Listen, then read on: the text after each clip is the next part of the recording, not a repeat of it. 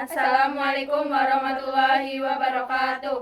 Perkenalkan, kami dari kelompok 4 akan mempresentasikan tugas PPKN KD11 tentang Hakikat Wawasan Nusantara.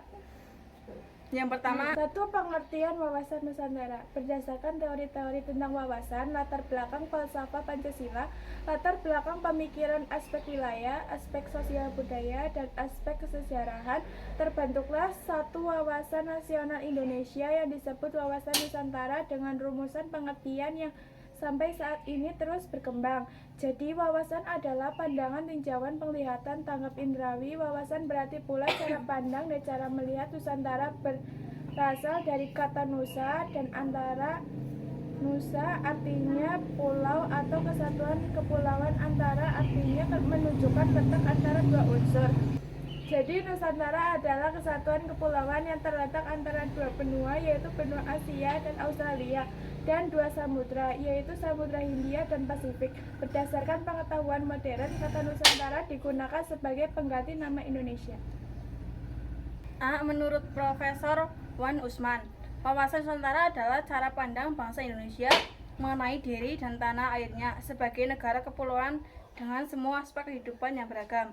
B. Menurut GBHN 1998, wawasan Nusantara adalah cara pandang dan sikap bangsa Indonesia mengenai diri dan lingkungannya dengan dalam penyelenggaraan kehidupan bermasyarakat, berbangsa, dan bernegara. C. Menurut TAP MPR yang dibuat Lemhanas tahun 1999, yaitu cara pandang dan sikap bangsa Indonesia mengenai diri dan lingkungannya yang serba beragam dan bernilai strategis dengan mengutamakan persatuan dan kesatuan bangsa serta kesatuan wilayah untuk mencapai tujuan nasional.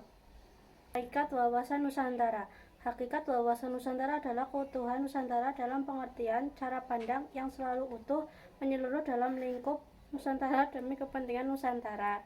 Hal tersebut berarti bahwa setiap warga masyarakat dan aparatur negara harus berpikir, bersikap, dan bertindak secara utuh menyeluruh demi kepentingan bangsa dan negara Indonesia. Dengan kata lain, hakikat wawasan Nusantara adalah persatuan bangsa dan kesatuan wilayah. Dalam GBHN disebut bahwa hakikat Nusantara diwujudkan dengan menyatakan kepulauan Nusantara. Asas wawasan Nusantara. Asas wawasan Nusantara merupakan ketentuan atau kaidah dasar yang harus dipatuhi, ditaati, dipelihara, dan diciptakan demi tetap taat dan setiasa komponen pembentukan bangsa Indonesia terhadap kesepakatan bersama. Adapun asas wawasan Nusantara tersebut adalah sebagai berikut. 1. Kepentingan yang sama. 2. Keadilan. 3. Kejujuran. 4. Solidaritas. 5. Kerjasama. 6. Kesetiaan. Aspek Trigata dan Pancagatra. Trigatra merupakan posisi dan lokasi geografis negara, keadaan dan kekayaan alam serta keadaan dan kemampuan penduduk. Pancagatra merupakan aspek sosial kemasyarakatan terdiri dari ideologi, politik, ekonomi, sosial, budaya, dan pertahanan keamanan. Aspek Trigata. A. Letak dan bentuk geografis. B. Keadaan dan kemampuan penduduk. C. Keadaan dan kekayaan alam. 2. Aspek Pancagatra. A. Ideologi. B. Politik. C. Ekonomi. D. Sosial budaya. E. Pertahanan.